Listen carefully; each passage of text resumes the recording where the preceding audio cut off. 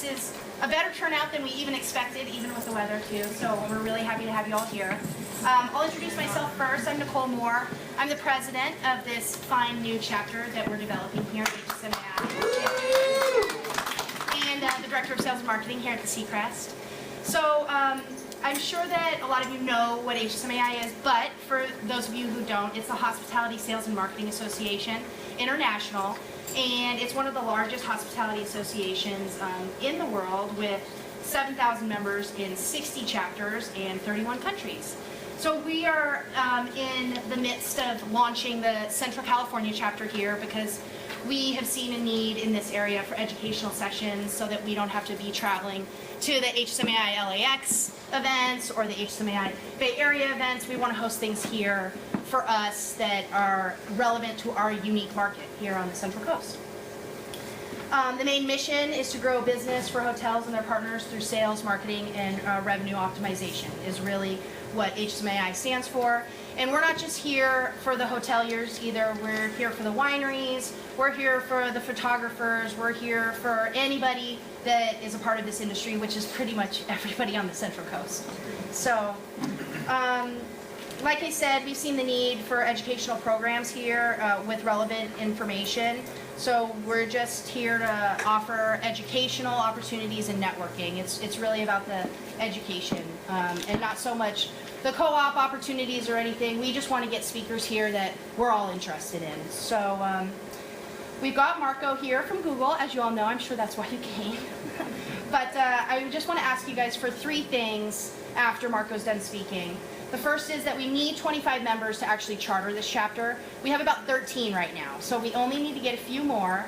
And once we're chartered, we can start collecting the dues that we're all paying so that we can hire more speakers and pay for all that travel and offer more events in other areas.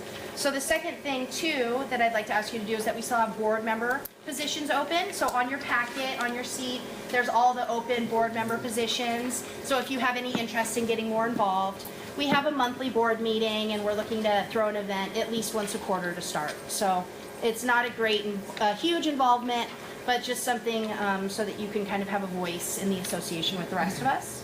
And then the last thing that we just like from you is your input on topics that you'd like to hear about.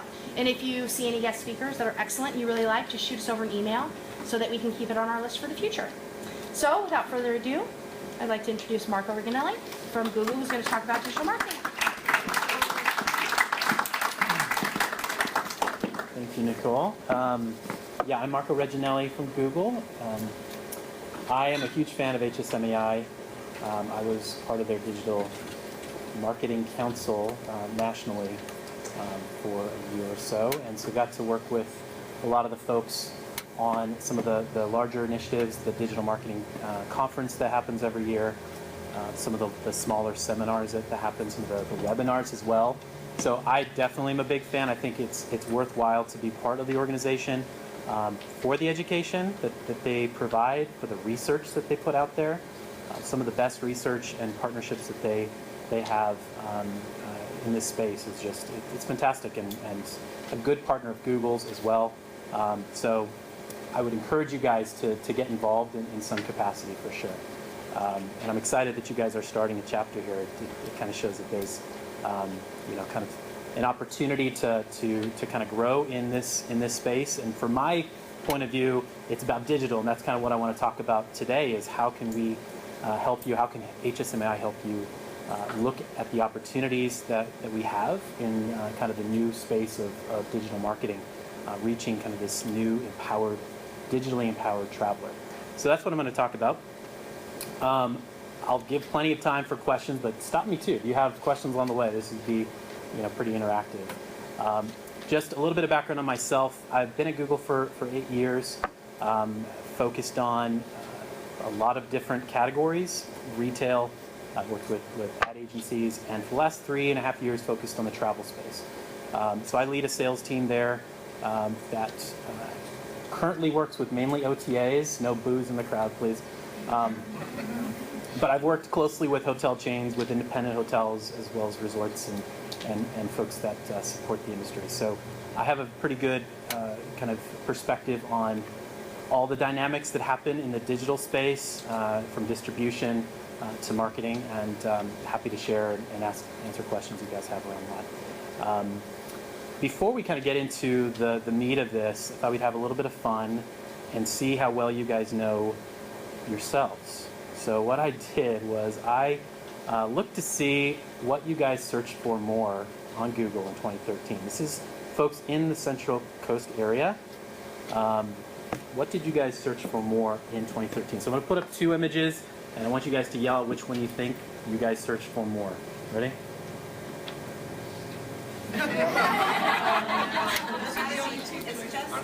Between these two, which one did you search for more? Aren't they the same person?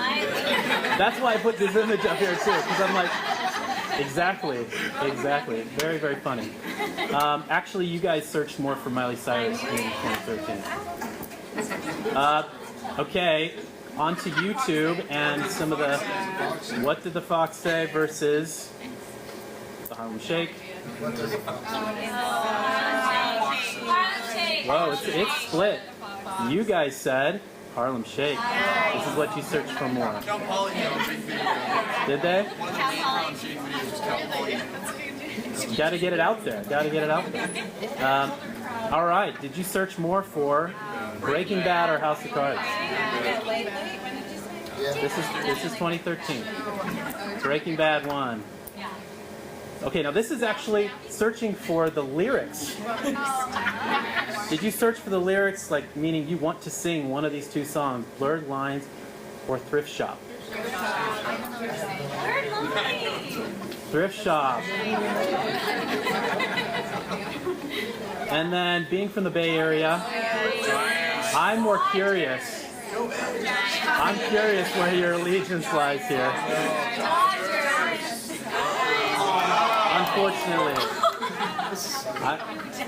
I didn't try and. Oh, well, actually, it was fairly close, but Dodgers did edge out. The Giants, unfortunately. So I won't hold that against you. But I think it's interesting. I think Google, we have the opportunity to kind of really understand what users want, what they're searching for. Really tells us what the demand is, right? What they are looking for, what they want to buy, what they want to do, and they go to Google to tell us what they want to do and what they want. So it gives us an opportunity to kind of understand users at a whole nother level. So specifically, I want to talk today about how travelers are digitally activated.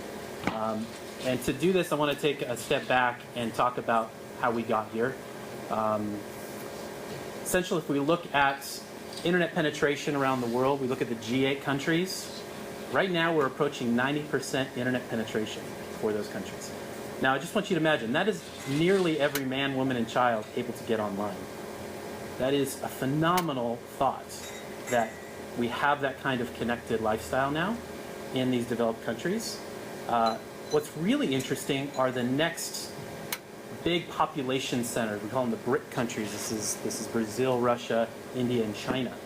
Large population centers are coming online in a dramatic pace. Just thinking that we're closing in on 40-50% of China's population online. This is a big deal. If we look at some of the World Bank numbers for the BRIC countries in particular, and we probably already know this, there is a growing middle class in a lot of these countries, and they're traveling. And some recent World Bank numbers show that $155 billion were spent by the BRIC countries for international expenditures in tourism. So that's money leaving their country to travel around the world. It's $155 billion leaving those countries. And these are people that are getting online and they're discovering where to travel, and they're going. So I spoke at a LA tourism conference a few months back, and we're talking to some of the folks there in LA, and they were really, really keen on China in particular, and noticing that there's a huge influx of Chinese travelers to LA in particular. And I just read an article last week, or maybe it was this week, that the LA Tourism Board is putting out materials to help train the local businesses and restaurants and hotels on how to treat Chinese tourists, which is very, very interesting to kind of think that this trend of these folks getting online in a big way is changing hospitality, is changing tourism here in the U.S. Obviously, the Brand USA campaign, hopefully that's going to build some traction for inbound U.S. travel. Visit California, just to kind of mention, tomorrow, check out YouTube, I think it's tomorrow, they are buying a YouTube homepage takeover across the US, Canada, UK, Australia, a few other countries, like literally owning the whole page and promoting California across the globe. So pretty interesting, you know, to have some of these dynamics and people investing in US tourism. So hopefully that you see that effect and trickle down here in the Central Coast. So what's driving this amazing shift? Really, it's kind of the explosion of devices, and particularly smartphones. So tablets are definitely on the rise as well, but smartphones have really changed the game. If you think about where we were even 10 years ago,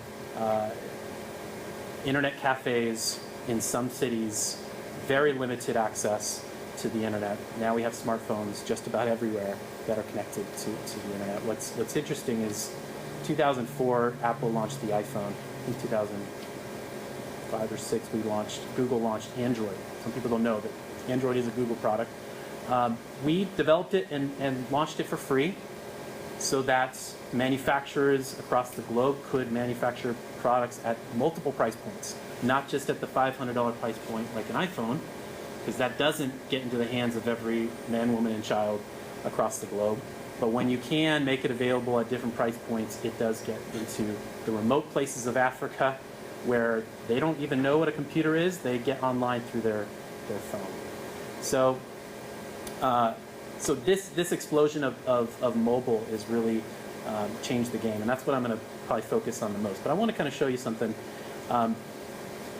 Just having the phone, people are getting online, and it's growing a lot. You can see in terms of people using their mobile phones to get online and spend time, we are actually predicting, not us, but a lot of people are predicting that this year, mobile internet usage is going to surpass desktop internet usage. So just imagine all of that time that you usually spend on your desktop, basically we're going to pass that up with the time you're spending on mobile phones connected to the internet. So look at this image. This is 2005, just a few years ago. This is the Vatican, St. Peter's Square. This was the death of St. Paul II. Or not St. He's not saint yet, right? Pope John Paul II. Very interesting what happened when we fast forward just a few years. This is the introduction of Pope Francis. Wow. So I want to go back. This is the reality a few years back. And you see the little flip phone here? Isn't that funny? And just to imagine that just a few years later, this is the world we live in.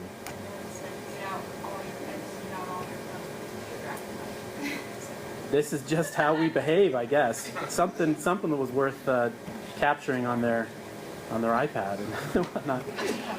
So what does this mean? What is this doing? The reality is people have the power of the internet in their hands, in their pocket, and it's allowing them to do a lot of things online whenever they want.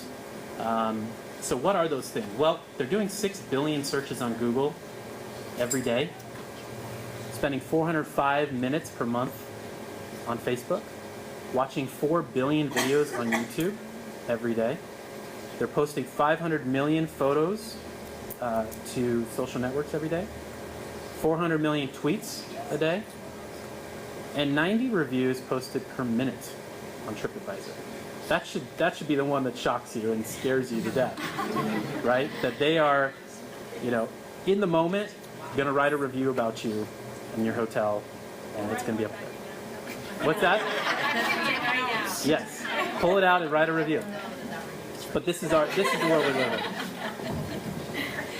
So All this to say that travelers are digitally empowered, and some may say the power has shifted to the consumer, and I would definitely agree. They have a lot more power to put demand on what they want, and also to put out there positive information about you or negative information about you, and there's a lot that comes with that territory of how do we make sure that we are doing a great job of engaging with our customers, with our guests, so they have the best experience, and so that obviously we can help be part of that conversation and make it a positive social experience for them online and for your future guests. So I want to zero in on mobile specifically, and really kind of the power of mobile in 3 areas for hospitality and hotels in particular. So the first is mobile is really empowering the digital traveler to research the planning process for travel. So this kind of looks like my living room. I don't know if it does yours, where we have literally the TV, a laptop, iPad, and a smartphone all happening at the same time. Is this your living room too? No? Okay, well it's and maybe it's my little 3-year-old who's on his iPad too. So there's just a lot of devices happening.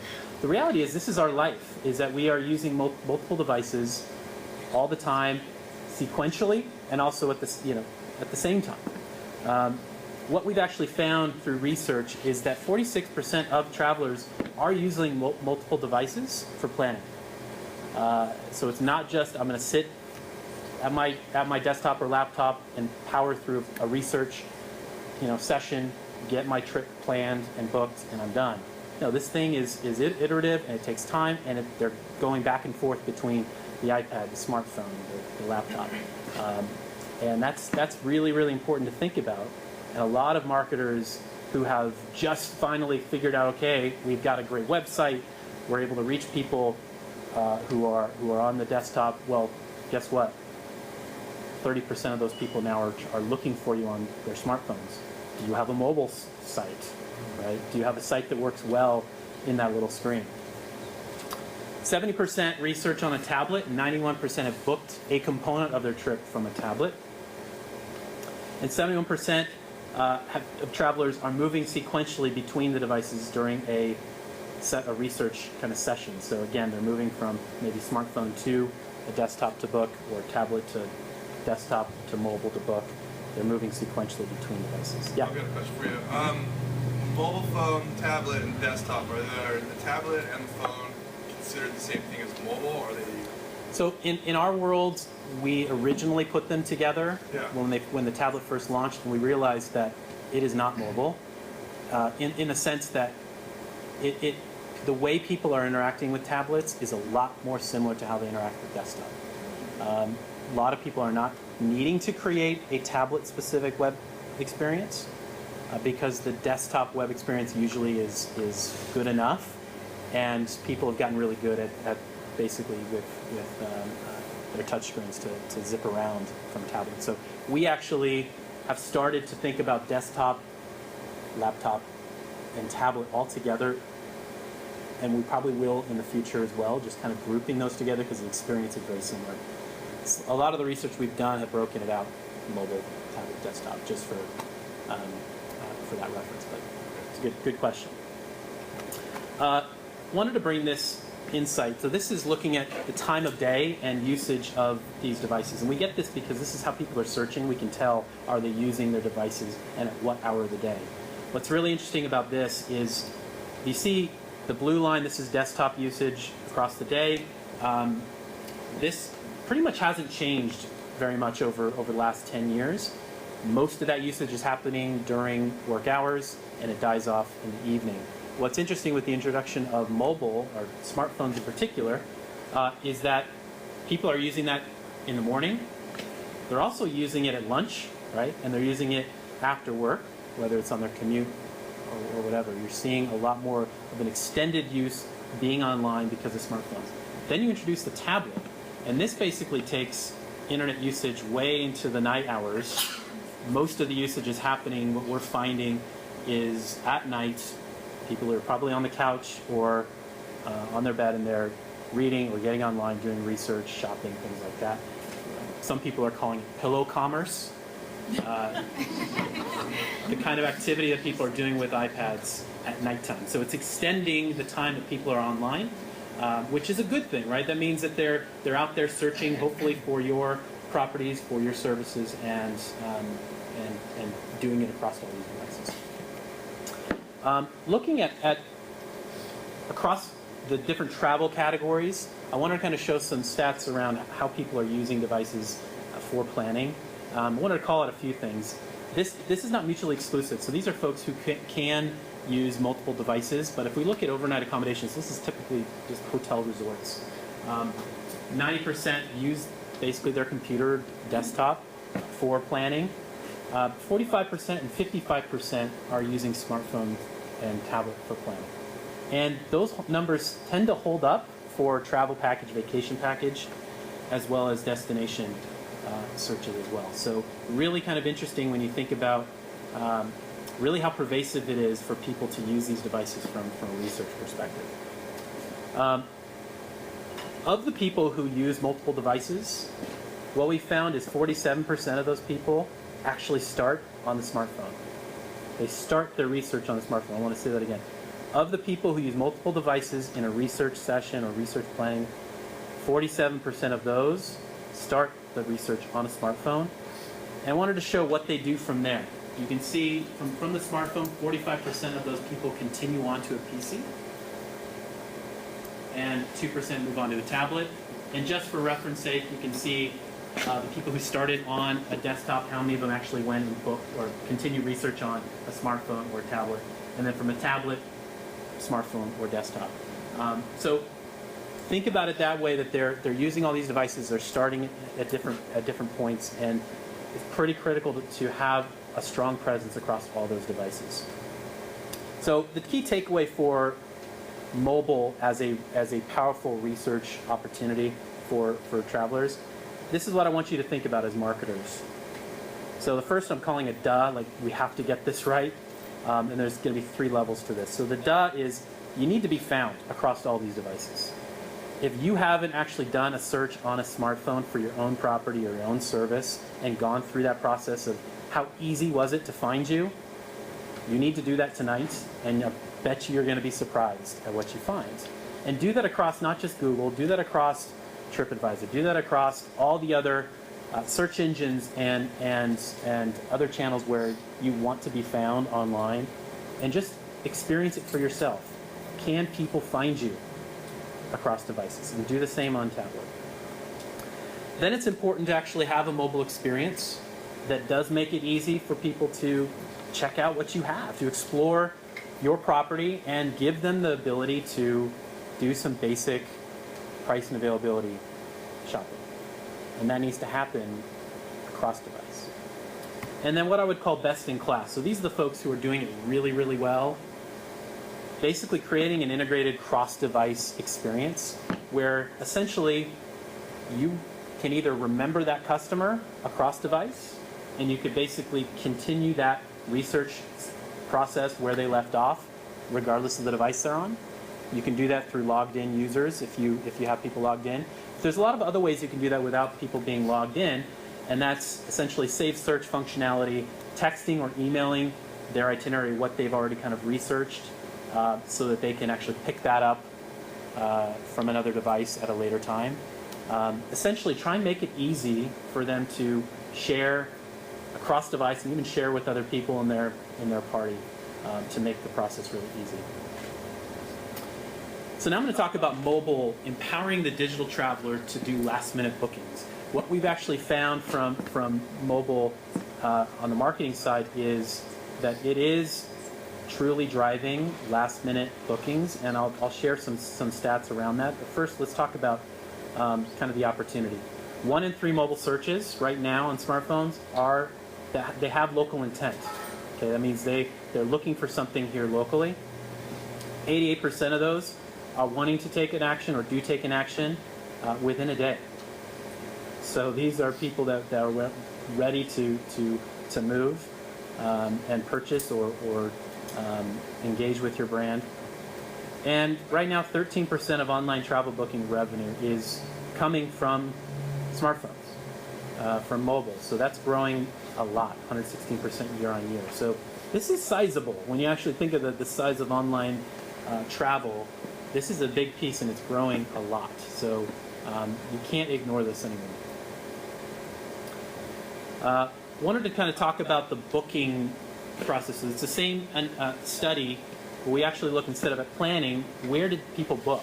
What devices did they book on? And this is the big question everyone has asked me over the years. It's like, okay, I can understand how people would use their smartphone for research, but I don't agree that they're going to book on it. It's too small, they have to use their thumbs, and it's too painful of a process. The reality is they are using it. Whether it's painful or not, people are trudging through, and actually they are booking on mobile phones. We're giving people the option to do a click-to-call, which does make it a lot easier, right? Straight to your reservation team, your call center.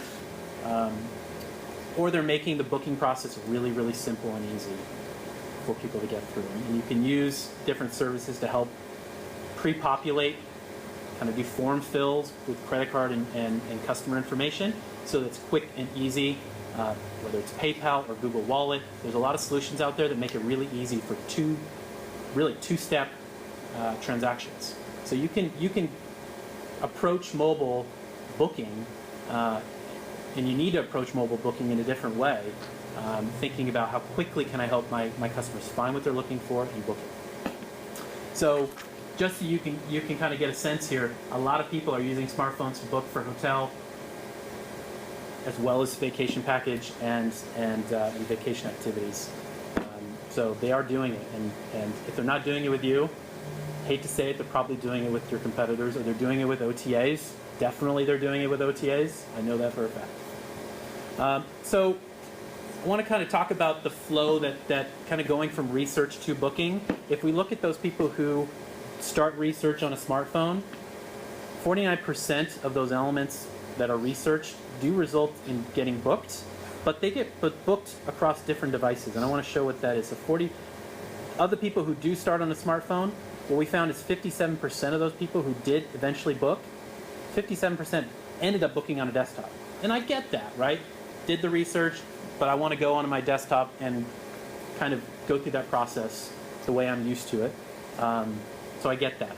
But look, 24% actually did complete it on the smartphone. And then 7%, 12% across tablet and other. Other is typically walk-in, is what we're classifying there. Wanted to kind of show from the tablet perspective, people who start the research on a tablet, 58% of those elements that are researched are eventually booked. And the same trend holds true here. Majority of those people do go to a desktop to book, but a whole lot of people are staying on tablet to consummate that. So the next question I usually get asked is, okay, well, should I have a mobile site or a mobile app? Should I have both? What's the right set of assets from a marketing perspective? And what we found is that mobile site actually is better for booking for a couple of reasons. One is it's easier to find, right? That's the site that's going to show up on Google. That's the site that's easy for people to get to. And so naturally, it's a perfect fit for people who are trying to get in and out and make that booking happen. Yes? A mobile site, it's easier to find a smartphone than a regular site? I mean, I understand that the need for a mobile site is to condense the site to be more legible and to see it all as far as zooming in and out. But does that come into SEO? It does. It does. And actually to SEM as well.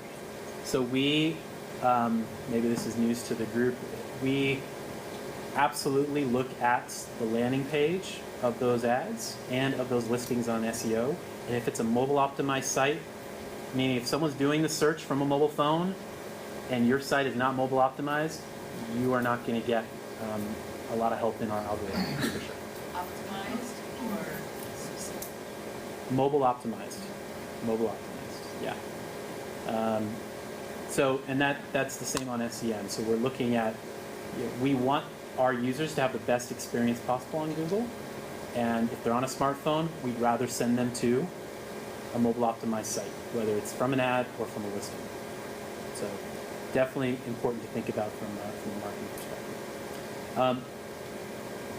The app, and we can talk about this a little bit more. The app, what we found from research and just from talking to folks, there's a lot of hurdles to getting adoption of app, right? Essentially, people have to find your app, then they have to choose to download it, then they have to remember where they downloaded on their phone, and they have to remember that they actually did download it 2 weeks ago when they decide they actually want to do the research. So there's a lot of steps that are make the app difficult from a booking flow perspective, where the mobile site, again, they can go straight to Google or whatever and find the site and get through the process. We found that app is really powerful for loyalty customers. So obviously the big brand.coms find a lot of success with that, or if you're a big OTA where people start their travel research with, let's say, an Expedia or Priceline or Booking.com, they will have that app, or a Kayak app. And then the other part is in-destination, right? So post-booking, having an app that can be, and we'll talk about this a little bit more, kind of a guest companion while they're on property. And we'll talk about that more in a little bit. So looking at, again, the last-minute traveler, I want to kind of point out a few things here. This is screenshots of Hotel Tonight. I think they do a fantastic job of being a mobile-only, last-minute. They're going straight to the heart of this mobile customer. They know that they're last-minute, and they give them exactly what they need. Quick, easy checkout, boom, right? And I think that they're doing well as a result. Some of the other folks that I want to kind of call out, Expedia has found that 70% of hotel rooms that have booked on the mobile phone were booked within 48 hours of the stay. Marriott found that 50% of mobile bookings happen within 24 hours of check-in. And Wyndham said 70% of mobile bookings were same day, and many were within just a few miles of the property. Yeah, so this is your new walk-in customer, folks. So got to think about how do we capture those folks, because they're not going to do the walk-ins the old way. No. They're doing it this way. So what are the key takeaways? Kind of the duh here is make sure, this is about booking, right? How do we reach the last-minute bookers? Make sure you're leveraging all the click-to-call functionality that exists across all the marketing channels out there. I know Google lets you do that on ads. It lets you do it across, obviously maps and everything else. Go across all of your marketing channels and make sure you're taking advantage of click-to-call. Make it as easy as possible for someone to use their phone, and within one click, they're talking to you and booking. Okay, that's the easy and obvious one you have to do. The next kind of important is make sure you have or build a mobile experience that does make it easy to give them the option of doing a click-to-call from your mobile site or your app, or you create a frictionless booking process for them. Really, really easy. We like to call it the thumb-friendly checkout process.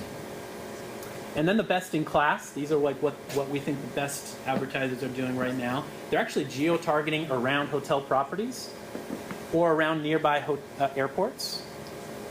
Geo-targeting meaning anyone who has a mobile phone and they're in that area, GPS, we know where they are, so you can basically geo-target those people that are within a mile of the airport or within 10 miles of your property. And you can target just those folks with mobile-only, same-day deals, right?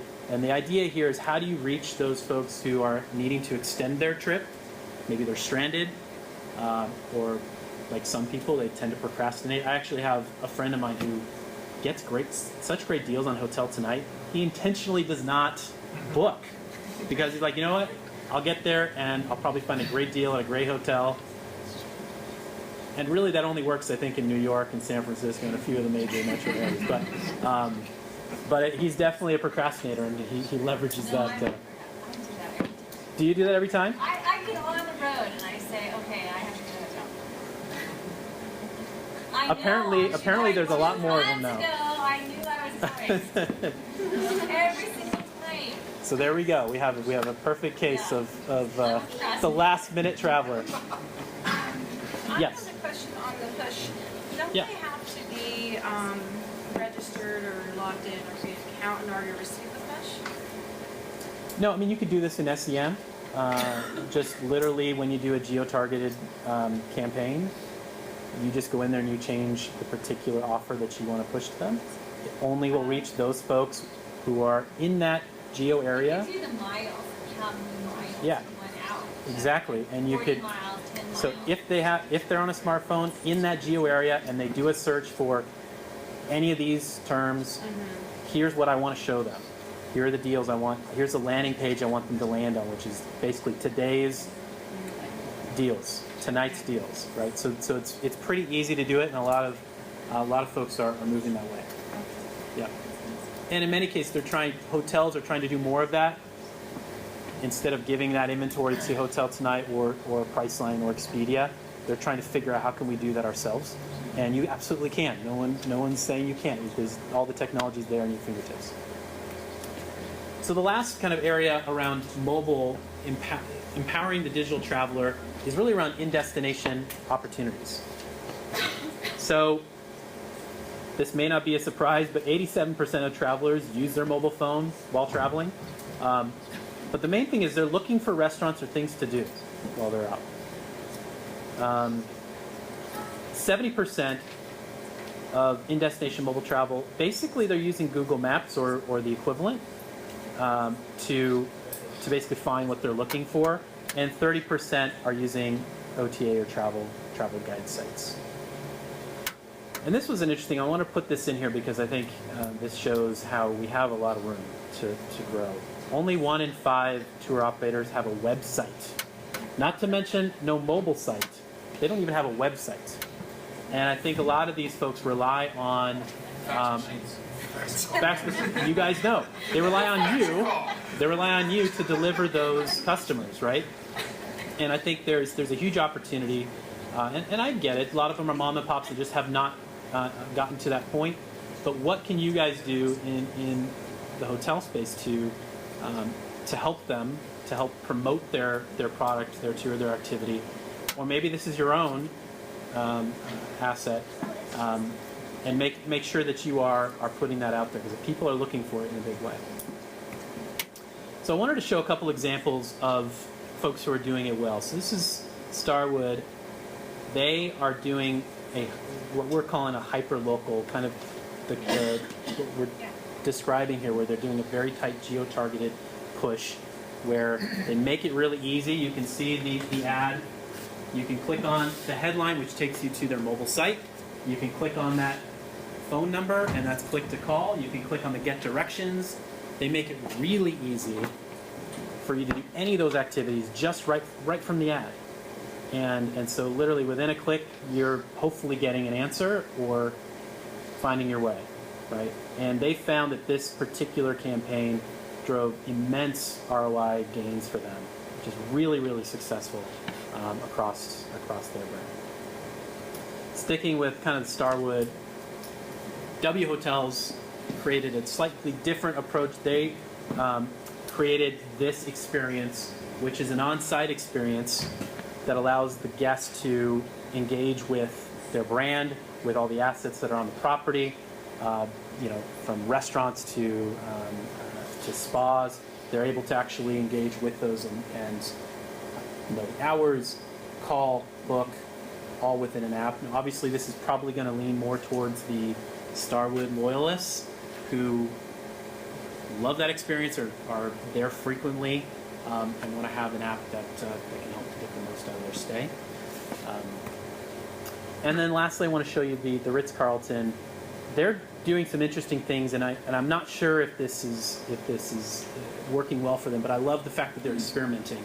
They're trying to connect the offline and the online world with QR codes.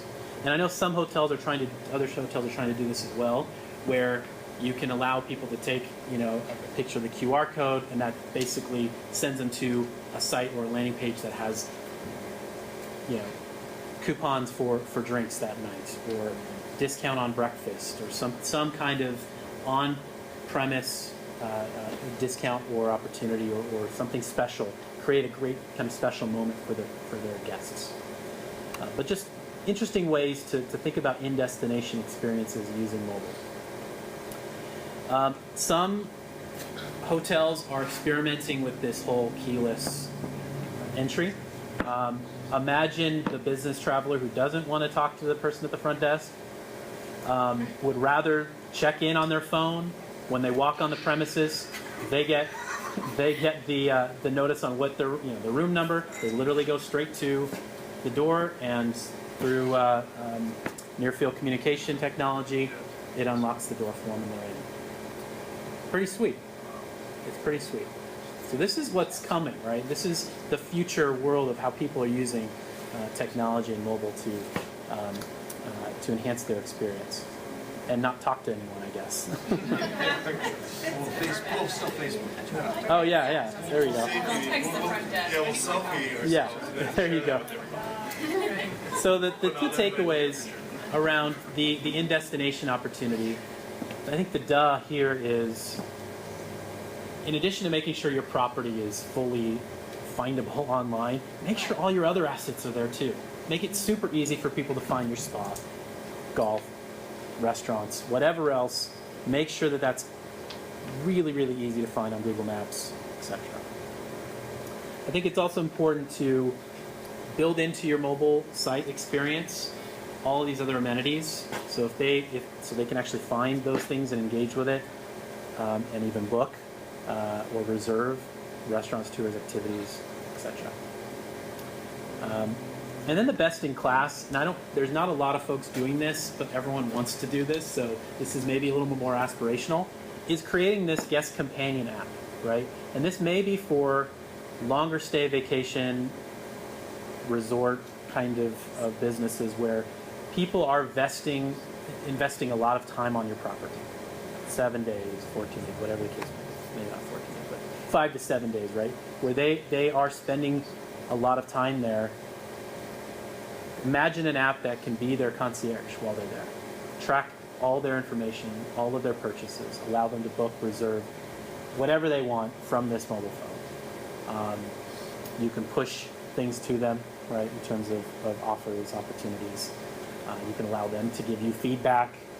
There's a lot of cool things that you can do with mobile if you think about the kind of experience you want your guests to have, and knowing that they're always going to have this mobile phone in their pocket. What kind of experience can you create? And a lot of hotels are starting to really outfit all of their property with Wi-Fi, not just the rooms. So that's another trend, around the pool and,